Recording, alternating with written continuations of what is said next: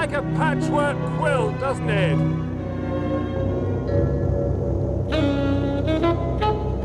No! Well, it does to me. It does to everybody else. Not to Poirot!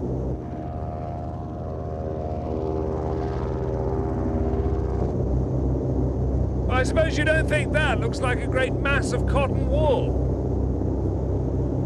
No!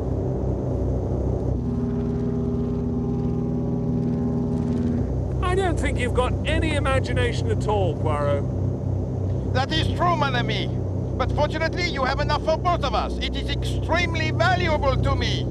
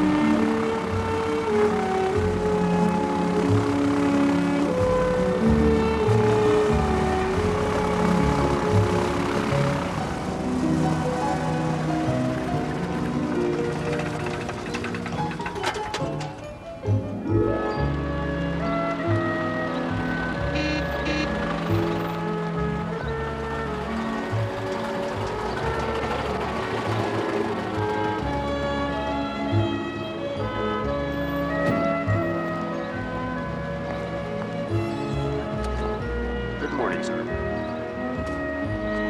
Good morning.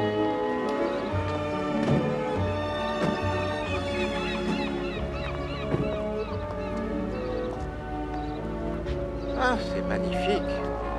Just the place for a restful vacation. The food will be inedible.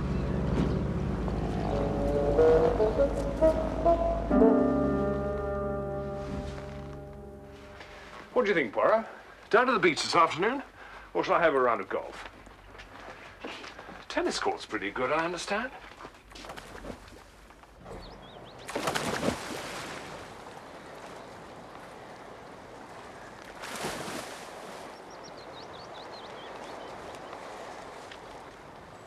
Waiter!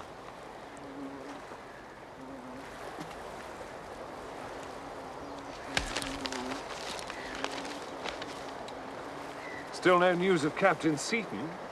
Comment? The round-the-world flight. They haven't given up hope yet, though, apparently. He may have made it to one of the Pacific Islands. Cannibals. I say. Makes you proud to be an Englishman, though.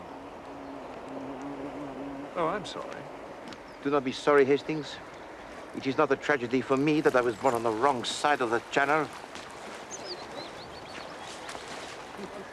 Oh, this is intolerable. I'm going to find a waiter. Oh, mon Dieu. Garçon!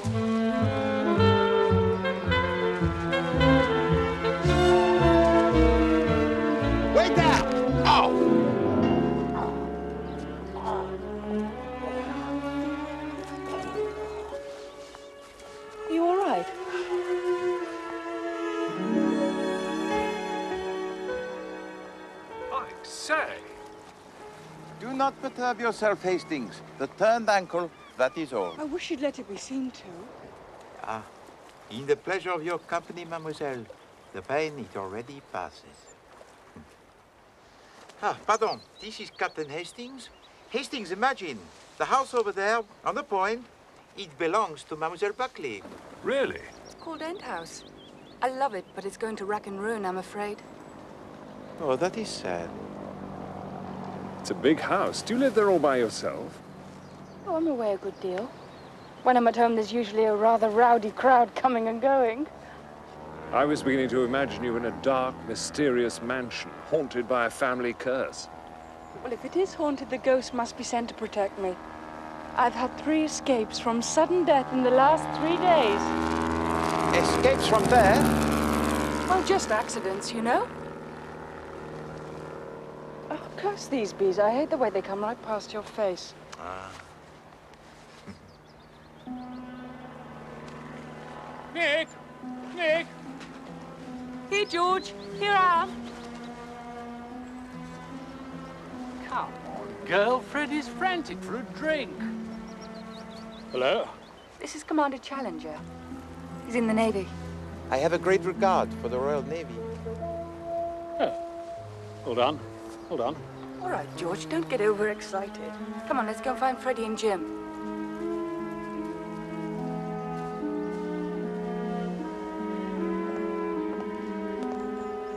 I hope the ankle will be all right. Merci. Nice girl.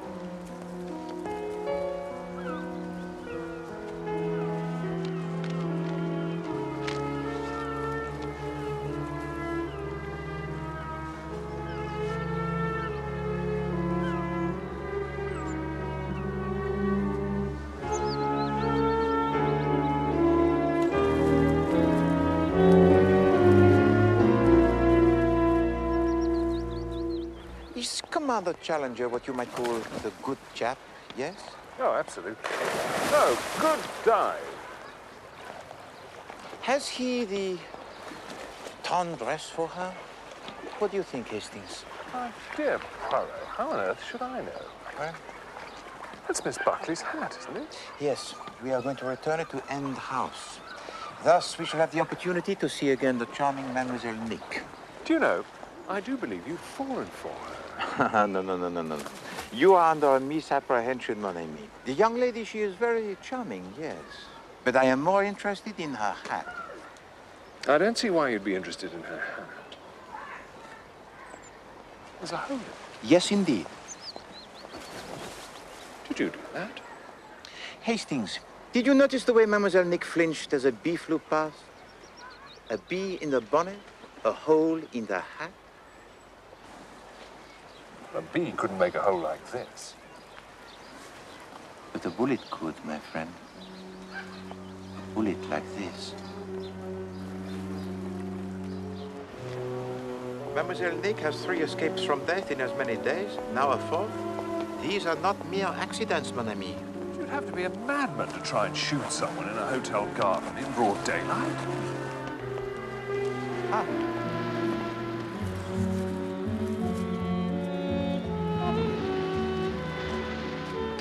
Thank you.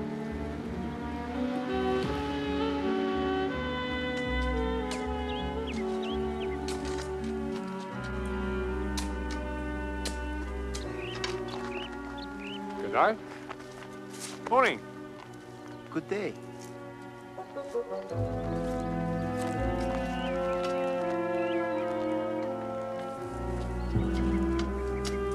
Quite impressive. Looks as if it could do with a bit of work. I say.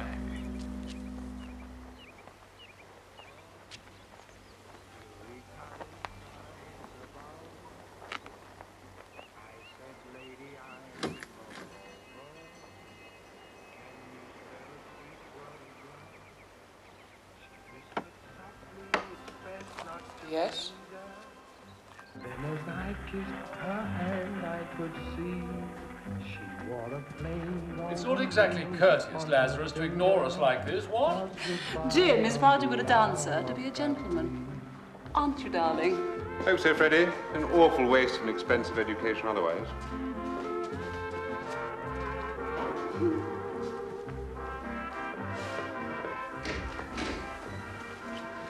There was some men to see you, miss. Oh, hello again. Pardon, mademoiselle. Commander. We have come to return your hat. What? I wondered what had happened to it. This is for you, George.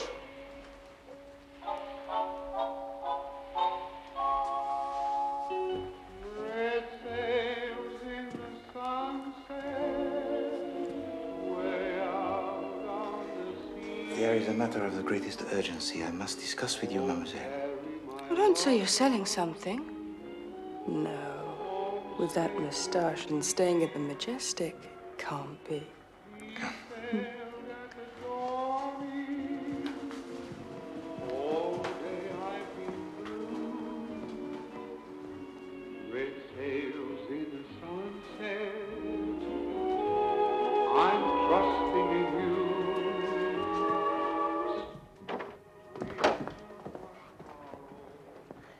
What's all the mystery?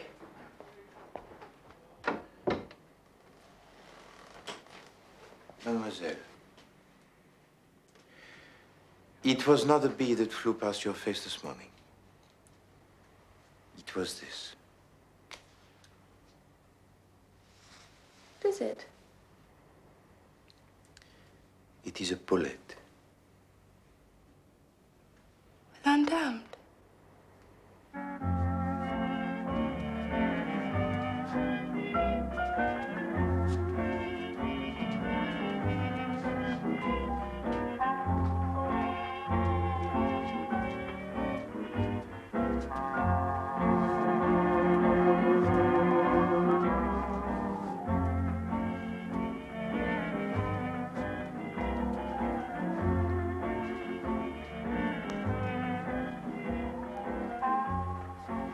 Miss Buckley very kindly helped my friend when he twisted his ankle this morning. Ah, yes, so Nick said. I am glad she didn't invent the whole thing. She's the most brazen liar that ever existed, you know. Oh, it's quite a gift. She had a marvelous story the other day about the brakes on her car failing and her nearly being killed.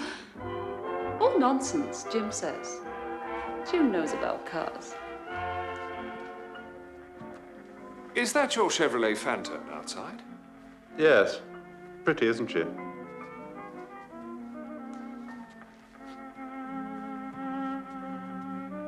Oh, I say, there's two watches on the table, exactly the same.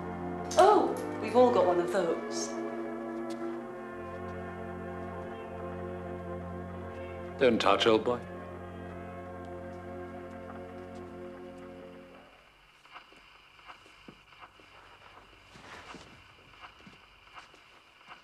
Keep good time, do they? They keep at the best time in the world. Oh, I can't dance to that, Jim. Of course you can, Freddie. They must have known just how I like it, 'cause everything's coming my way. Who's been teaching all the birds how to sing a roundelay? They must have known just how I like it, 'cause everything's coming my way. The first accident was that picture. I should think the painter might have said that when he'd finished it, don't you? Anyway, it came down crash in the middle of the night. Luckily for me, I've been sleeping badly lately, and I'd got up to make myself a cup of tea. Otherwise, it might have bashed my head in. And the other accidents? The brakes on my car went west as I was going down the hill into St. Lou. And the next day, a boulder detached itself from the cliff at the end of the garden while I was on the rocks underneath. It's jolly nice of you and all that, but why are you so interested? You do not understand, mademoiselle? You are in grave danger. Oh, come off it. Oh, no. I tell it to you, You do know who I am? No, I don't. I forget you are but a child, huh? Hello, my friend here, Captain Hastings, he will tell it to you. Well, Monsieur Poirot is a detective. Oh. A great detective. My friend, is that all you can find to say? Mais dis donc, say then to mademoiselle that I am the detective unique, unsurpassed, the greatest that ever lived. Well, it doesn't see much point now. You've told her yourself. Ah, yes, but it is more agreeable to preserve the modesty.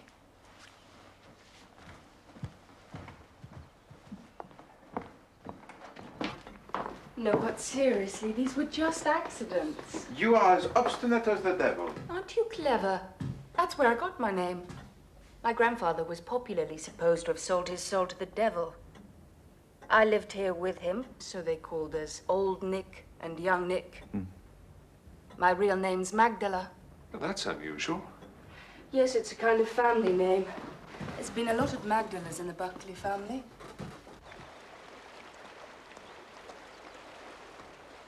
That's it. That's where I was standing. And the boulder only just missed you? Could someone have pushed it from above? No. I tell you, it was just another accident. Do you have any enemies, mademoiselle? I'm afraid I don't. No, sorry. Is there anyone who would profit by your death? No. That's why it all seems such nonsense. There's only the house, but it's mortgaged up to the hilt and the roof leaks. There's only the one bedroom that's usable, you know. All my friends stay at the Majestic. Who is your nearest relation? My cousin Charles Vyse. He's a local lawyer. He gives me good advice and tries to restrain my extravagances. He arranged the mortgage for me and made me let the lodge about a year ago. We saw someone gardening there. Mr. Croft. Very Australian. You know, hearty and that sort of thing. I mean, terribly kind, but Mrs. Croft's a cripple, poor dear. Have you ever made a will? Yes, I did, about 6 months ago. The day before my op for appendicitis. And what were the terms of that will? I left End House to Charles. I hadn't much else left to leave, but what there was I left to Freddie. Tell me about your friends. Well, Freddie Rice is practically my greatest friend. She left her husband about a year or two ago. He just won't give her a divorce. And, Commander Challenger? He wishes you to marry him, n'est-ce pas? He does mention it now and again, after the second glass of port. And you remain hard-hearted? Well, what would be the use of George and I marrying one another? Neither of us have got a being. Eh bien, apart from Madame Rice, is there any other friend you can trust, mademoiselle? There's Maggie, I suppose. Uh-huh. Who is Maggie? She's a distant cousin, lives in Yorkshire. I usually have her to stay sometime in the summer. She's no fun, though. Ah, the person ideal. Telegraph her to come tomorrow. Oh. Jim Lazarus, Mrs. Rice's friend. Has he anything to do with Lazarus Art Galleries? That's the chap. Oh, I was in there the other day. Oh? The Lagonda overheated just outside, so I went in to ask These if... things. This morning, somebody shot at Mademoiselle Buckley with a Mauser pistol. Mauser? Why, do you know anyone who has a Mauser? Yes, I have. It was Dad's. He brought it back from the war.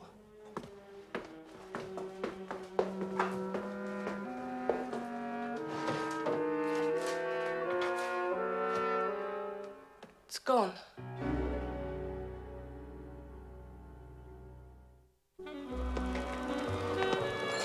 You know, Poirot, that Mrs. Rice says that Miss Buckley's accident in her car was on my eye. She says Miss Buckley's a terrific liar.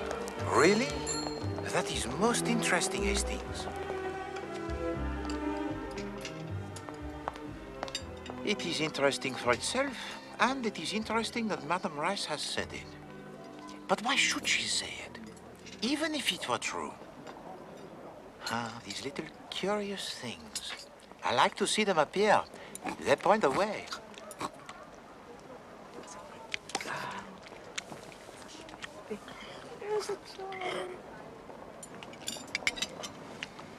This is all very well, Poirot, but what we're trying to do is impossible. We're trying to detect a murderer before he's committed the crime. Well said, Hastings. I don't know where to start. I don't like the look of her friends very much. Except Commander Challenger, of course. He's obviously a Pakistan. You know, Hastings, you have the most extraordinary effect on me. Really? Yes. You have so strongly the flare in the wrong direction that I am almost tempted to doubt the commander.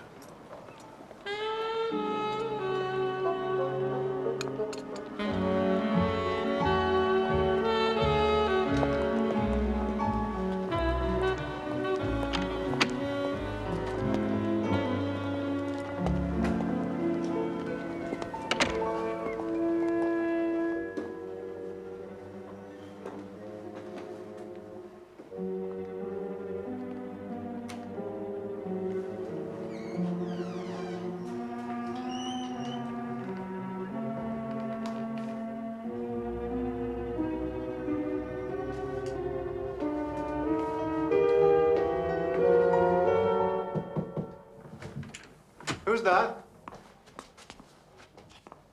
It is I, Poirot. The office isn't open. Oh, mais oui, I pushed the door downstairs. It was not locked. You are Monsieur Vyse? Yes. It is very good of you to see me at the weekend. Hercule Poirot. Poirot? Poirot. What kind of place is this? Tell me, Monsieur Vyse, if I may ask, and I have said nothing about this to your cousin, Mademoiselle Buckley, you understand? Is there any chance of End House being on the market? Oh, no. Miss Buckley is absolutely devoted to the place. Nothing would induce her to sell End House. But I do not ask idly. I myself am in search of just such a property. It's out of the question, I'm afraid. She's fanatically devoted to the house.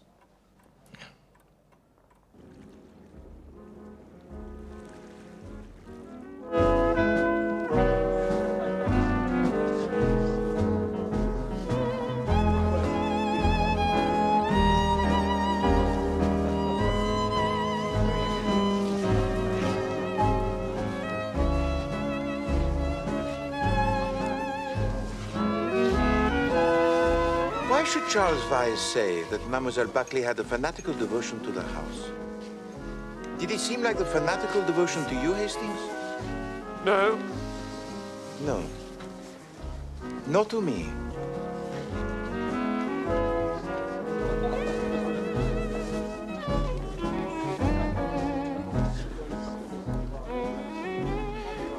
What did the garage say? Well, whatever I tell you, you'll believe just the opposite. Oh, come now, Hastings.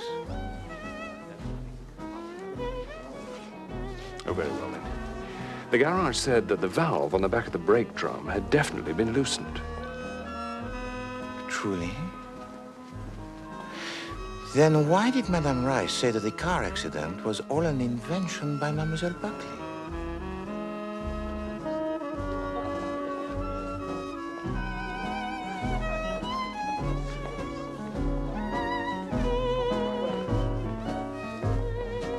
Permit?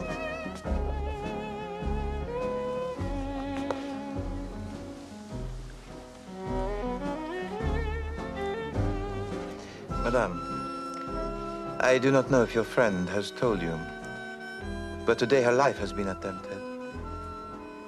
What do you mean? Mademoiselle Buckley was shot at in the gardens of this hotel. Did Nick tell you that? Yes, but it is no fantasy of Mademoiselle's imagination, you understand. I happened to see it with my own eyes. Here's the bullet. You see, Madame, several very curious accidents have occurred during the last few days. Ah, but you arrived here only? Yesterday. And before that you were in London? No, I was staying with friends in Tavistock. Ah, I wonder what were the names of your friends with whom you were staying? Is there any reason why I should tell you that? No. Mille pardons. I was most maladroit, huh? It's just that I myself, having friends in Tavistock, fancied that you might have met up with them there. Their name is Buchanan? No. But go on about Nick. Who shot at her? And why? As yet, we do not know. But I shall find out. I am, you know, a detective. What do you want me to do? Watch over your friend. Excuse me.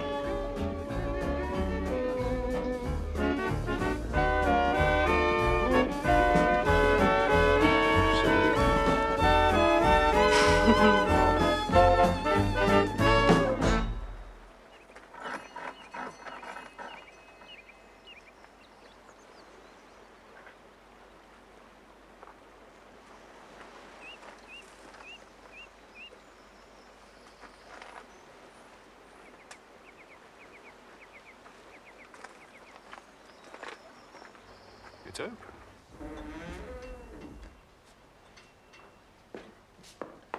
Oh, must be somebody here. Hello?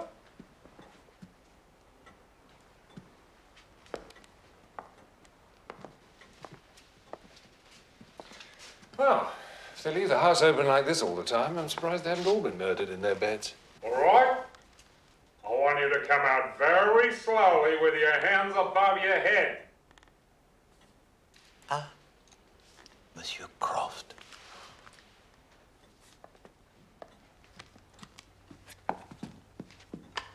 Stay where you are. No, my friend. I am Hercule Poirot.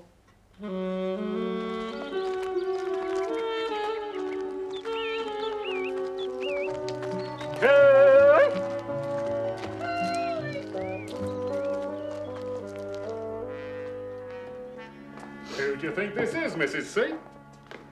The extra special, world-celebrated detective, Mr. Hercule Poirot.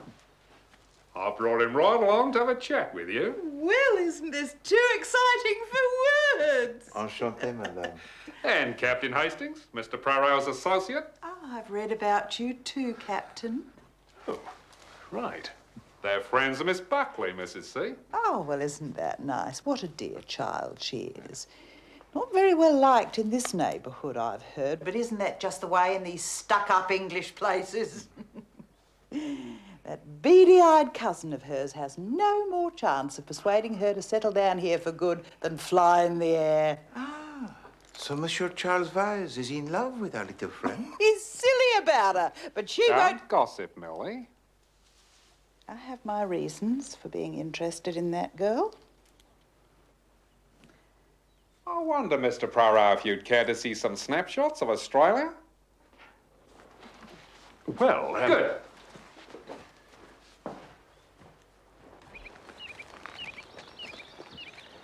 The man who invented the camera has a lot to answer for, mon ami.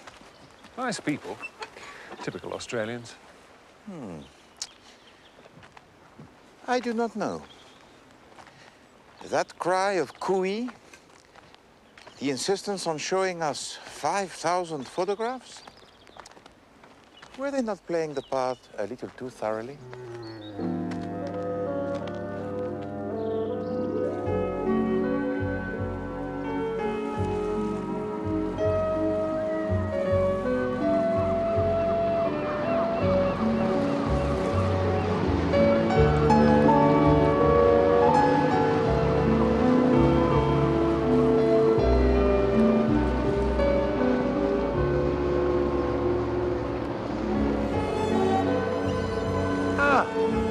Mademoiselle Nick.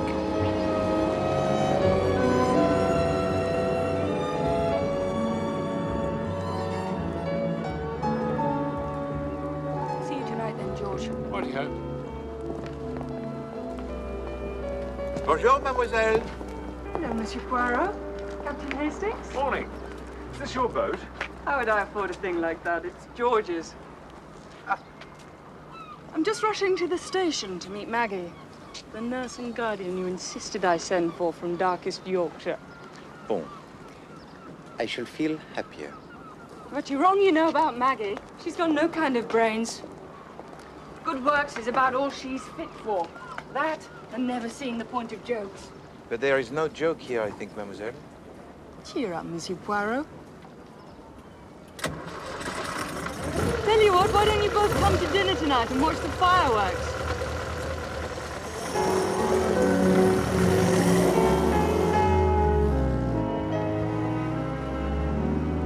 Tell me, Hastings, if the Commander Challenger has not got a bean, as Mademoiselle Nick has said, how can he afford such a ship, huh? Oh, probably just, oh, maybe it's... Maybe she meant... I don't know.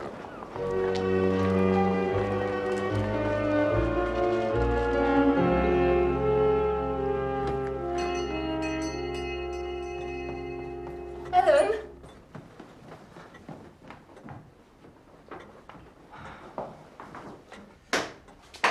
Oh, it's only you. Mademoiselle, I am desolated. Oh, I'm sorry. It did sound rude. Thank you. Did you call, miss? Oh, it's all right, Ellen. I answered it myself. They haven't delivered my dress to the back door, have they? No, miss. That's why I sounded so rude. I thought you were my dress being delivered. Oh. The brutes promised faithfully. Oh, here's Maggie. Maggie, here are the sleuths that are protecting me from the secret assassin. This is my cousin, Maggie Buckley.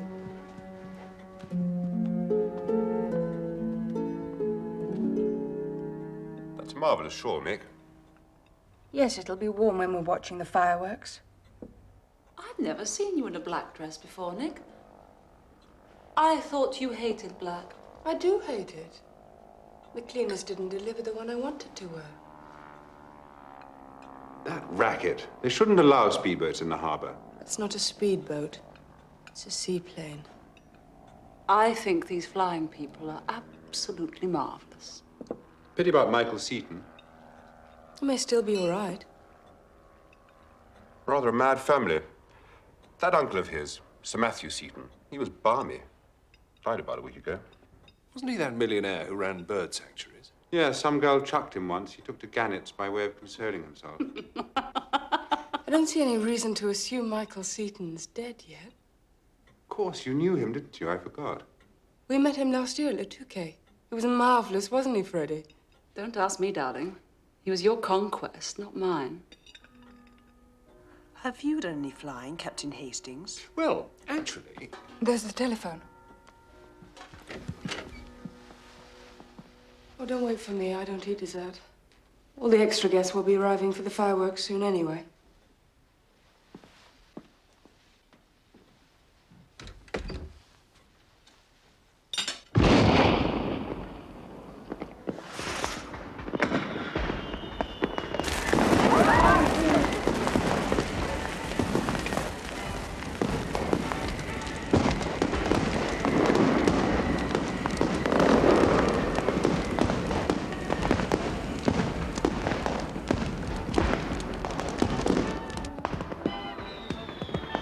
Bad Mrs. Croft can't be here. It's bad luck on poor old Mrs. C altogether. But she never complains. You know, that woman's got the sweetest nature.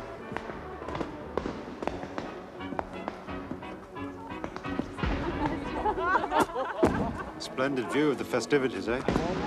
Didn't he come last year? I say, look at that. What a display. Beautiful. I think I'll just run inside and get a coat. Oh, let me. No. You wouldn't know where to find it. Oh, Maggie, can you get mine too? It's in my room. She didn't hear. I'll get it, Freddie. I want my fur one. This cape isn't nearly enough. Thank you, darling.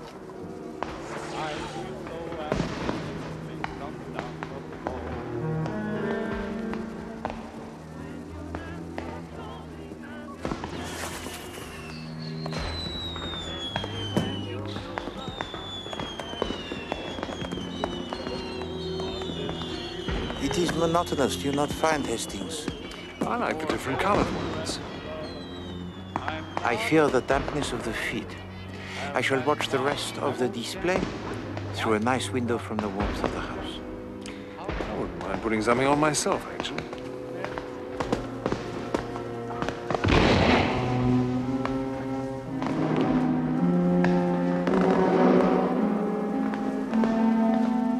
Poirot, look. It's Miss Buckley. You... Sorry I've been so long, Maggie.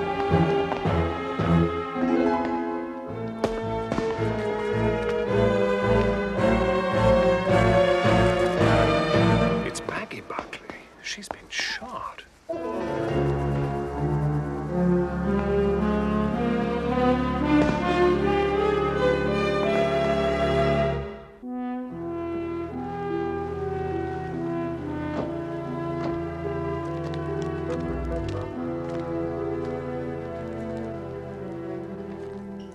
How did it come about that your cousin was wearing your cape tonight?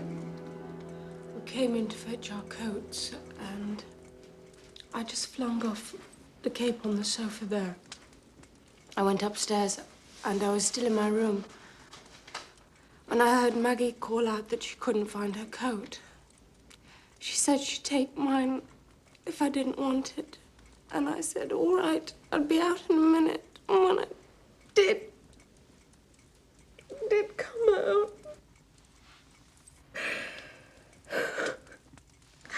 Well, I won't ask any more questions tonight. I'm going to suggest, Miss Buckley, that you don't stay here. You've had a shock, you understand. What you need is complete rest. I know of an excellent nursing home. No. But we want you to feel safe, mon enfant. Do you understand? I understand, but you don't. I'm not afraid any longer. I've got nothing to live for now. If someone wants to murder me, they can. You can't say that, Miss Buckley. You mustn't.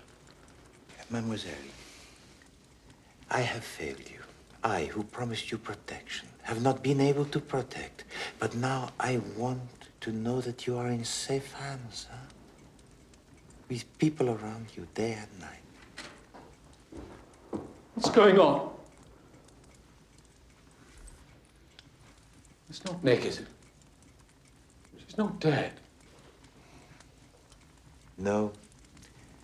No, mon ami. She is alive. Nick. My darling, I thought you were dead. It's all right, George. Don't be an idiot. I'm quite safe. Then what's happened? The policeman said Miss Buckley was dead. The sooner you get to your bed, the better, Miss Buckley.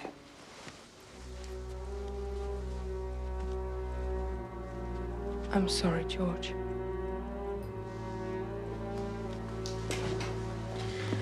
Ah. It was Miss Maggie Buckley. Oh, my God. What a tragedy. Statement from the Chancellor.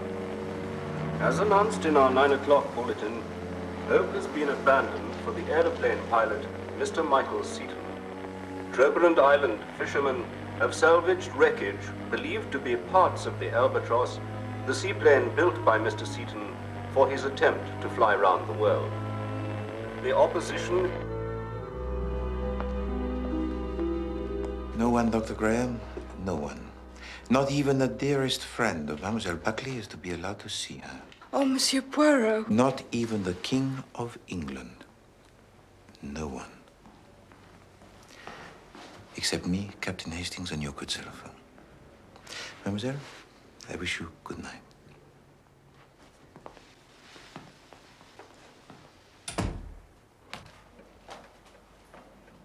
Hastings.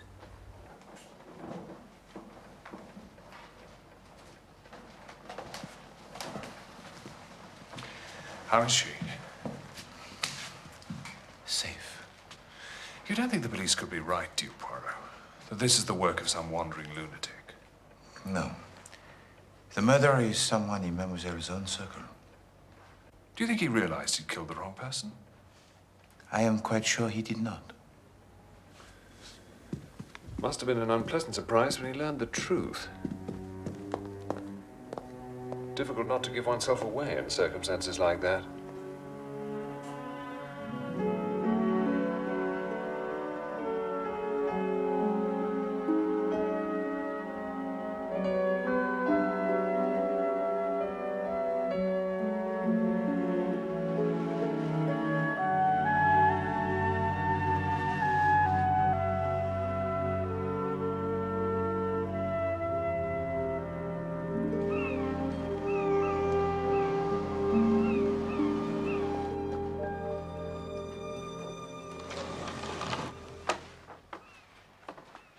Answer me 3 questions, Hastings. What?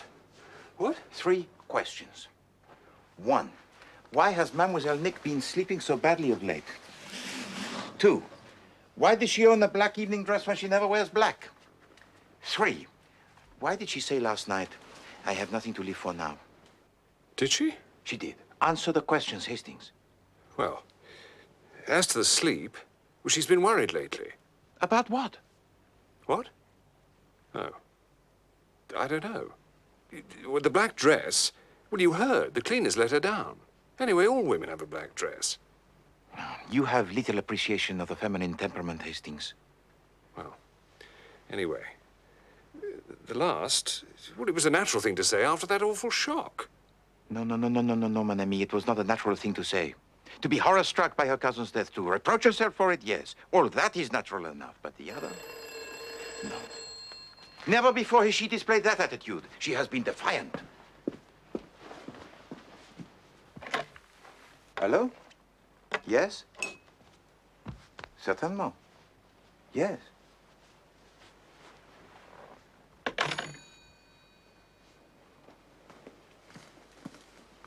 Madame Rice. She wishes to see us.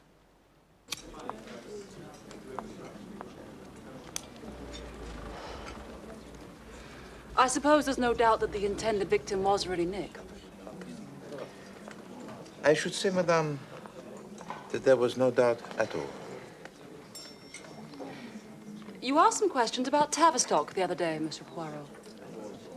You'll find out sooner or later, so I might as well tell you the truth now. I was not in Tavistock. No, madame? I motored down from London last week with Mr. Lazarus. We stayed in a little place called Shalacombe. Together. I see. I'm still a married woman, technically. May I be impertinent, madame? Is there such a thing these days? You care for Monsieur Lazarus? He's rich. Oh la la. That is an ugly thing to say. Better to say it myself than to have you say it for me.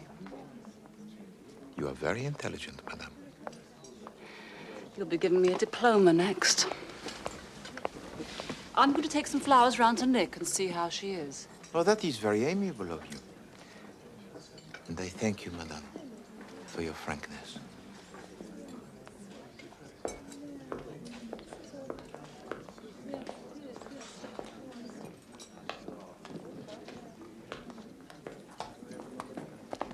Very nice. Very nice. I'm at the Gulls myself. Stone's throw from the gasworks. My dear Chief Inspector, it is so good to see you. You do not stay here? The Metropolitan Police lodging allowance doesn't quite run to this. Ah.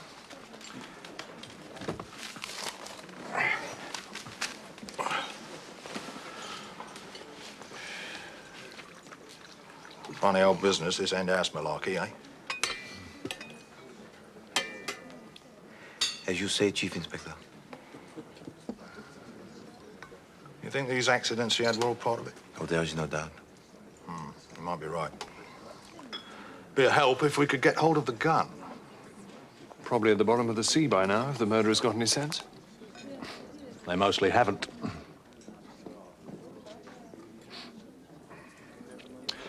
Right, well, I better go and have a word with the dead girl's parents. They've just got down from Yorkshire.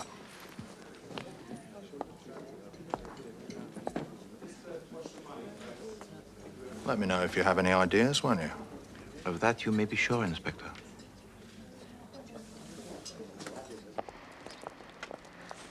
No, it is all very well and very pretty for Madame Rice to force the richness of Monsieur Lazarus down our throats, huh? Yes, I must say that rather disgusted me. Ah, mon ami. Always you have the right reaction in the wrong place. No. Madame Rice was trying to tell us something. I have a friend who is very rich. He can give me all I need. I do not need to murder my dearest friend for a pittance. I see.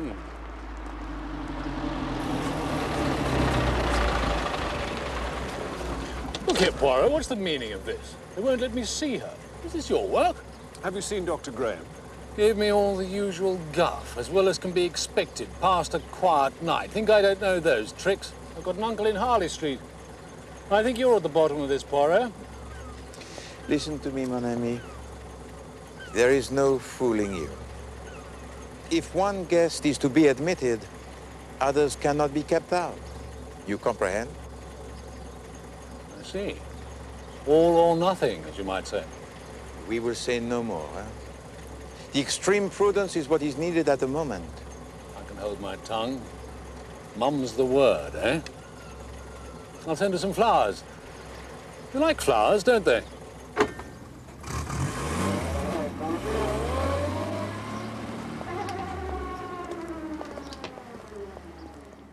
May I offer you, mademoiselle, my very deepest sympathy? You know. Oh, well. Doesn't matter who knows now. Now that it's all over. Now that I'll never see him again. Courage, mademoiselle. I haven't any courage left. I've used up every bit in these last weeks. Waiting and hoping. Captain Hastings does not know what we are talking about.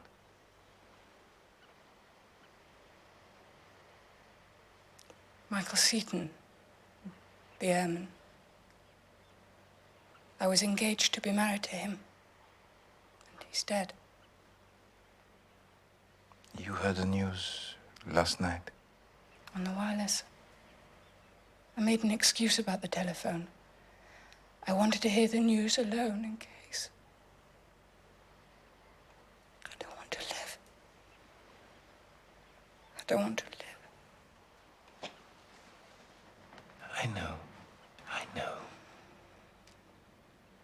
To all of us, mademoiselle, there comes a time when death seems preferable to life. With the grief, it passes. You think I'll forget? Marry someone else? Never.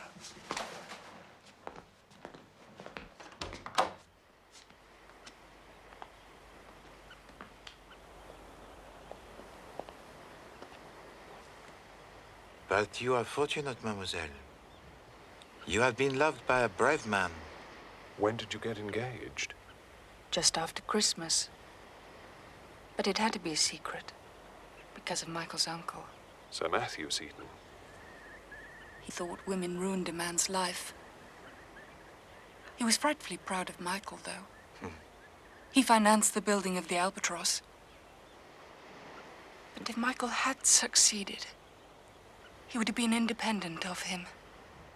He would have been I don't know, a kind of a world hero. His uncle would have come round in the end anyway. Yes, I see. I never told anyone. Not even Freddie. Even when the uncle of Michael Seaton died a week ago? Well, it seemed a bit boastful to do it while the papers were full of Michael's flight. Michael would have hated that.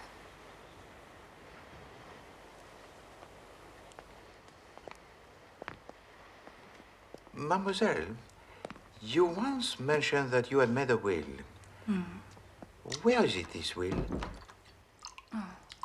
Knocking around somewhere. I'm frightfully untidy, you know. Papers and things are mostly in the writing table in the library, or maybe in the bedroom, or maybe... I'm sorry.